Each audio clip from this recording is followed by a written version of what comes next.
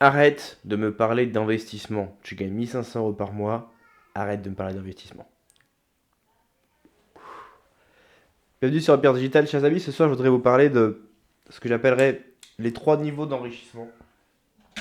C'est-à-dire les 3 étapes pour passer en gros de pauvre à riche, hein. Pour pas vous. J'aime bien utiliser des termes simples. Parce que j'en ai marre de voir sur internet des jeunes de 16 ans, de 20 ans, de 25 ans, des gens qui n'ont même pas 10 000 € en banque me parler d'investissement. L'investissement, c'est l'étape finale. D'accord? Vous en êtes pas encore là. La raison pour laquelle je vous dis ça, c'est parce que je vois beaucoup de gens qui vont aller faire du gambling, qui vont mettre de l'argent sur, ils savent pas trop sur quoi, mais ils vont faire ce qu'ils pensent être du trading ou ce qu'ils pensent être de la crypto. Et ils vont imaginer que avec 300 €, avec 500 €, mais en réalité même avec 1 000 €, même avec 5 000 €, ils vont réussir à faire fructifier ce capital, comme si on pouvait avoir un capital de 5 000 € et s'enrichir comme ça. C'est une énorme connerie. En réalité, je pense que tant qu'on a moins, on peut commencer à parler d'investissement quand on a minimum 100 000 € en banque, d'accord? Et ce seront de petits investissements. Vous devrez continuer à travailler. Et je pense qu'on parle réellement d'investir quand on a 500 000, 1 million d'euros et plus en banque. Avant ça, il n'est pas question d'investir, il sera davantage question de trouver un business model qui fonctionne et de double down sur ce business model. Alors, quels sont les 3 niveaux d'enrichissement? Le premier niveau, c'est t'es à la rue, t'as rien. D'accord? Tu es obligé de travailler et tu vis ce qu'on appelle paycheck to paycheck. Ça veut dire qu'à la fin du mois, il ne te reste presque plus rien, ce qui fait qu'il n'y a pas de possibilité d'accumuler ou d'économiser, puisque à la fin du mois, tu n'as plus rien. Donc au début de chaque mois, tu recommences. Euh, Ça, c'est le premier niveau. Si vous en êtes à ce niveau-là, ce que vous devez chercher à faire, ça va être de trouver un business model qui fait sens pour vous. Ça veut dire que je ne veux pas entendre parler de business model où il faut investir 10 000 €, 50 000 €, 100 000 €. D'accord? Vous gagnez 1 500 €, vous gagnez 2 000 € par mois. Euh, il n'y a pas de question de se dire, ah mais tiens, si je faisais une franchise McDonald's, si je mettais 300 000 € dans un McDonald's. Arrêtez aussi de regarder des vidéos de gens sur Internet qui évoluent à des niveaux de richesse qui n'ont rien à voir avec les vôtres. Arrêtez de regarder Elon Musk, Bill Gates, je sais pas, Goldman Sachs, et de se dire, ah ben Goldman Sachs, ils investissent dans l'or, moi aussi je vais investir dans l'or. Non, parce que eux, ils ont 15 milliards, toi tu as 150 €.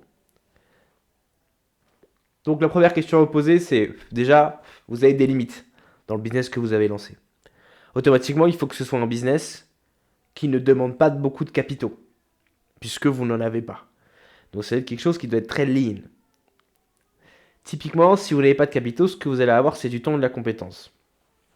Donc on va s'intéresser à des business qui vont être plutôt de type coaching, de type freelancia, devenir consultant. Faire ce type d'activité et commencer à avoir une liste de clients. Je vous prends un exemple.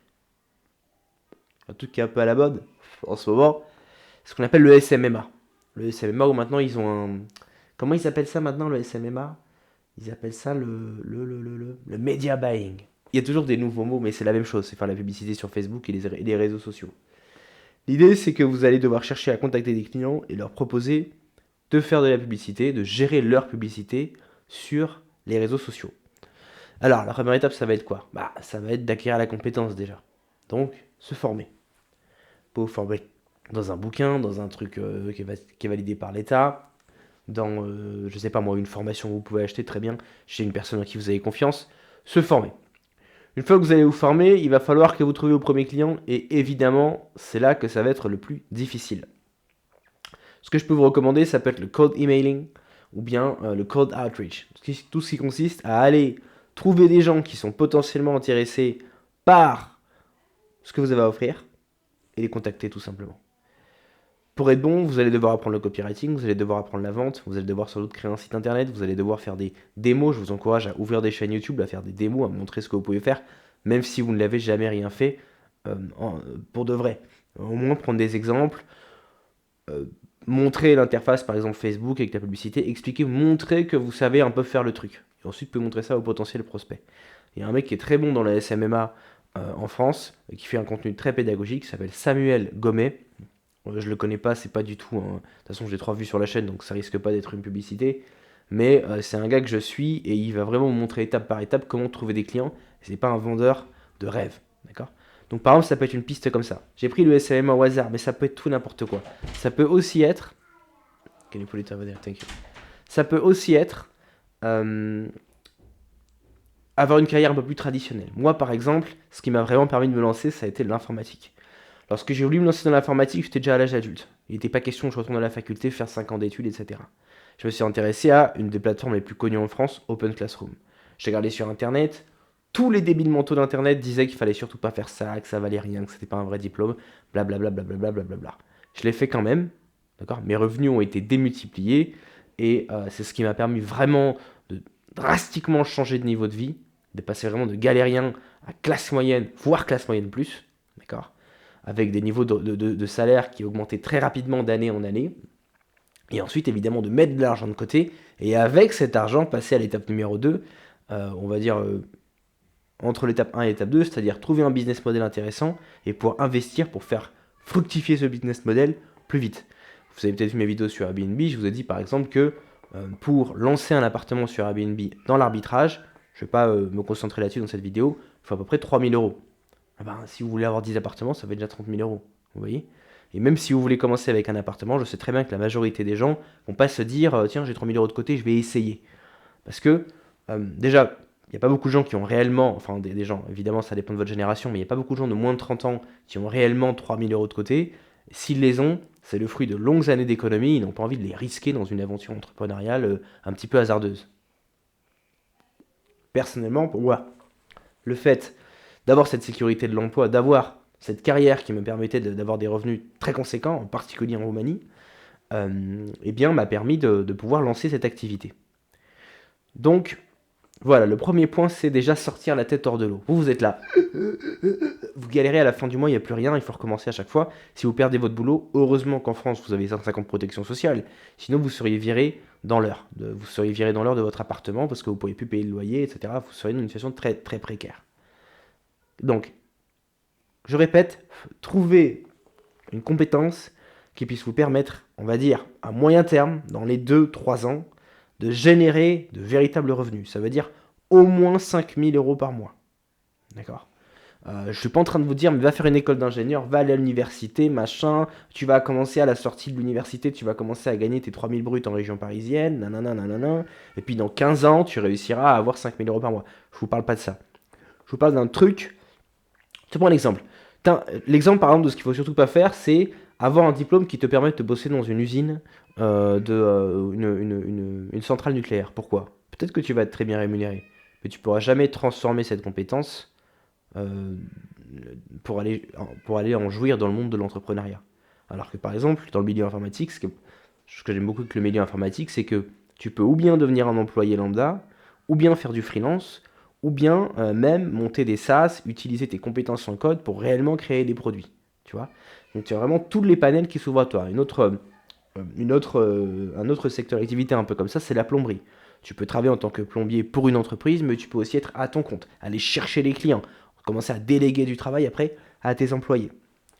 Donc première étape, trouver quelque chose qui puisse vous permettre de sortir la tête hors de l'eau et que vous pouvez ensuite convertir à moyen terme en une activité entrepreneuriale. Qu'est-ce que c'est qu'une activité entrepreneuriale? C'est un business et quelle est la différence fondamentale entre un business et un travail? C'est que le business, vous pouvez déléguer à des gens.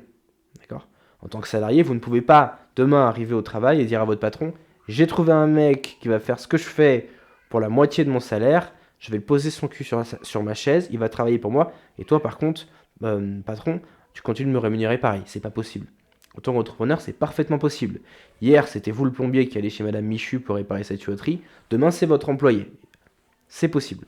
Donc voilà, première étape, trouver un truc, trouver un business model qui fasse sens pour vous et avec lequel vous puissiez scale, avec lequel vous puissiez commencer à déléguer et grossir. Ouais, sur ce channel, je vous parle d'Airbnb. Il faut quand même un petit budget pour démarrer, ça peut être intéressant. Et je vous parlerai aussi un peu plus de SEO. Le SEO, je vous ai déjà expliqué, c'est vous trouvez une niche rentable. D'accord? J'ai expliqué dans une vidéo qui s'appelle le SEO expliqué au Google ou un truc comme ça. Et en manipulant entre guillemets l'algorithme Google, vous avez attiré du trafic et ce trafic, vous allez en convertir une partie via de l'affiliation. Vous pouvez aussi, si vous vous passionnez pour le SEO, travailler en tant qu'employé pour les agences ou devenir consultant SEO, avoir votre propre agence. Vous voyez comme il y a des moyens de diversifier. Donc ça, c'est la première étape. La deuxième étape, c'est qu'une fois que vous avez trouvé un truc qui marche un peu bien, prenons l'exemple du SEO par exemple. Tout à l'heure, je parlais du SMMA, prenons l'exemple du SEO. Bah, une fois que ça commence à marcher un peu bien pour vous, vous commencez à avoir un client, deux clients, ou bien vous avez un site internet qui commence à marcher. Là, il y a une question de scale. Donc vous allez identifier en général, quand vous démarrez une activité entrepreneuriale, c'est un bordel. Dans tout ce vacarme, vous avez identifié les 20% qui rapportent 80% des résultats et vous allez focus là-dessus. Et là, vous allez essayer tant bien que mal, donc c'est le deuxième niveau d'enrichissement, c'est quand on scale, quand on passe de classe moyenne à, on va dire, riche ou rentier, vous allez essayer autant que faire se peut, autant que le marché dans lequel vous avez investi vous le permet, de vous enrichir. Donc si le truc au début, il générait 2000 balles par mois, vous allez essayer d'avoir de plus en plus de clients pour passer de 2000 à 4000, et puis ensuite commencer à avoir un ou deux employés, ou quand je dis employés, ça peut être des freelances, des gens que vous recrutez sur Upwork, et avec ces employés, eh bien, vous allez commencer à être capable d'avoir une charge de travail plus élevée. Donc vous allez passer de 2 à 4 clients, puis de 4 à 8. Et là, vous allez commencer déjà à évoluer à une échelle différente. Vous savez que vous avez une offre qui est intéressante pour le marché, vous connaissez à peu près votre clientèle, vous savez que là, il y a de l'argent à se faire, mais les prochaines questions que vous allez vous poser, c'est comment je fais pour recruter des gens qui sont bons, comment je fais pour les garder, et comment je fais pour optimiser, on va dire, mon entreprise. C'est-à-dire qu'il va falloir détecter des patterns, des endroits dans l'entreprise où ça se répète, et créer des process. D'accord ? Plus vous allez avoir des process simples et efficaces, plus vous allez être capable de faire exécuter ces tâches à des gens peu qualifiés. Donc des gens que vous allez pouvoir payer moins cher. C'est très simple. Si votre entreprise c'est un vrai bordel et que le mec, vous voulez déléguer une tâche qui nécessite beaucoup d'intelligence, de bon sens, de débrouillardise, des mecs qui sont capables de faire ça, il n'y en a pas beaucoup. Donc il va falloir les payer cher.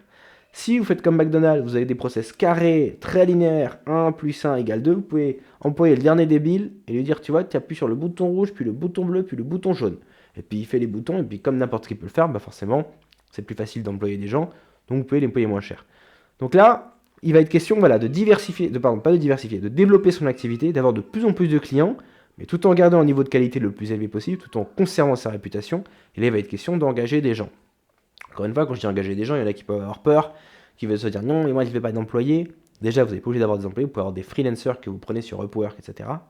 Et vous pouvez très bien avoir des business sans employés, par exemple avec le SEO. Au lieu d'avoir un site, vous en aurez 2, vous en aurez 3, vous en aurez 4, vous en aurez 5. Ou bien, vous pouvez décider de développer ce site en achetant plus de backlinks, en produisant plus de contenu.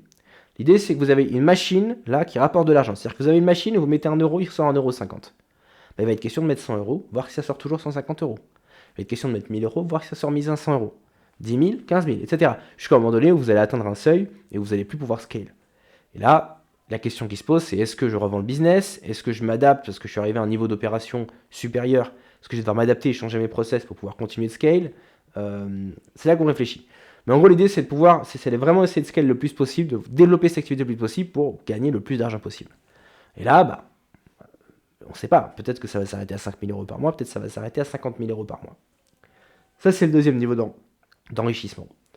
Le troisième niveau d'enrichissement, c'est quand vous avez maintenant une entreprise qui tourne très bien depuis plusieurs années, ou une activité que vous avez revendue, et vous avez maintenant plusieurs centaines de milliers d'euros en banque, voire plusieurs millions d'euros. Et c'est là, et uniquement là, que vous allez parler d'investissement. Un investissement, c'est quoi? Un investissement, c'est une stratégie défensive. L'investisseur n'est pas quelqu'un qui est à la rue et qui veut devenir riche. C'est quelqu'un qui a déjà de l'argent et qui veut conserver son capital. C'est pour ça que c'est ridicule quand vous entendez des gamins de 16 ans sur TikTok vous parler d'investir. Gamin, il a 500 euros en banque, il a 50 euros en banque. D'accord? Il dit 500 euros, s'il les a, c'est papy-mamie qui les lui ont donnés. D'accord? Tu vas pas investir 500 euros. Par contre, ce qui peut arriver, c'est que tu as des escrocs qui te parlent d'investir parce que c'est un terme à la mode. Mais parce qu'en fait, derrière eux, ils vont t'encourager à investir sur, par exemple, telle plateforme de trading crypto en général.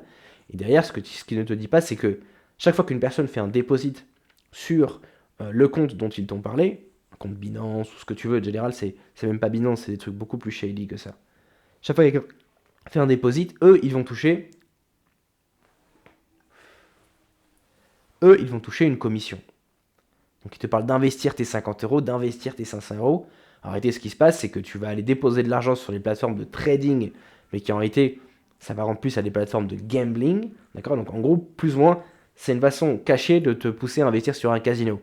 Sauf que c'est pas un casino, c'est un truc de trading. Et eux, à chaque fois, ils touchent des commissions. Eux-mêmes ne sont pas traders, bien sûr. Tu vois. Donc, ça crée de la confusion parce qu'il y a énormément de gens qui font de l'argent avec ça et qui poussent des gens à investir 50 euros. C'est parfaitement ridicule. Quand tu as 500 000 euros, là, tu commences à investir. Investir, bah, c'est quoi? Comme j'ai dit, c'est une stratégie défensive. Alors, tu peux aller vers des investissements plus risqués, qui vont rapporter plus d'argent, mais avec plus de risques. Mais en général, un investissement ne va pas te rapporter 500% par an. D'accord. À 5%, c'est juste x5. Donc, si tu mets 1000 euros dans ton investissement, et à la fin de l'année, tu as transformé tes 1000 euros en 5000 euros, d'accord? C'est déjà considéré, du point de vue d'un investisseur, comme une combine ultra rentable. En général, on considérera même que c'est de l'escroquerie. D'accord. Alors que pour toi, moi j'entends des gens t'expliquer que tes 1000 euros, tu vas les transformer en 5000 euros en un mois. C'est des blagues. Les investissements, ça va rapporter 10, 20% par an. Et encore, 20%, ça sera encore considéré comme beaucoup. T'imagines si tu as 1 million d'euros placé en banque, ou placé dans un investissement assez safe, et qui te rapporte 20% par an, ça fait 200 000 euros par an, 20 000 euros par mois. À rien foutre. C'est énorme. Donc uniquement quand tu arrives à ce niveau d'opération, tu viens me parler d'investissement. D'accord. Voilà, je sais que la plupart d'entre vous n'en êtes pas là, et si vous en étiez là, de toute façon, ce ne serait pas avec moi, vous seriez en train de parler, vous seriez en train de parler à des gens de votre réseau, ou vous avez peut-être fait fortune dans une industrie en particulier que vous connaissez, donc vous savez que dans cette industrie, on peut investir là-dessus, là-dessus, là-dessus, pour avoir des taux de rentabilité assez élevés, ou bien vous seriez en train de parler à votre banquier, etc., vous ne seriez pas en train d'écouter cette vidéo. Donc je ne vais pas vous donner des conseils pour investir vos 1 million, vos 5 millions d'euros. D'accord. Sauf à la limite si je vous parle d'investissement en Europe de l'Est dans l'immobilier. Mais c'est pas le sujet de cette vidéo. Voilà, j'ai suffisamment parlé. Donc, on rappelle 3 niveaux d'enrichissement. Le premier, je suis à la rue. Comment je fais pour acquérir une compétence qui puisse me permettre de gagner des revenus décents, de mettre de côté, et ensuite d'utiliser mes compétences pour scale. Pour comment passer d'un employeur à un client, d'un client à deux clients, de deux clients à trois clients. Deuxième étape, l'étape de croissance. J'ai trouvé une niche, j'ai trouvé un secteur d'activité qui me rapporte de l'argent et dans lequel je peux scale, bah je scale. Donc, ou bien je multiplie mon nombre de sites internet, ou bien j'engage des freelancers, ou bien j'engage des employés pour développer mon activité. Ok. Et troisième niveau d'enrichissement, j'ai des tas de fric en banque. Maintenant, la question, c'est plus de savoir comment je gagne plus d'argent, c'est de savoir comment je garde cet argent et comment je le fais fructifier.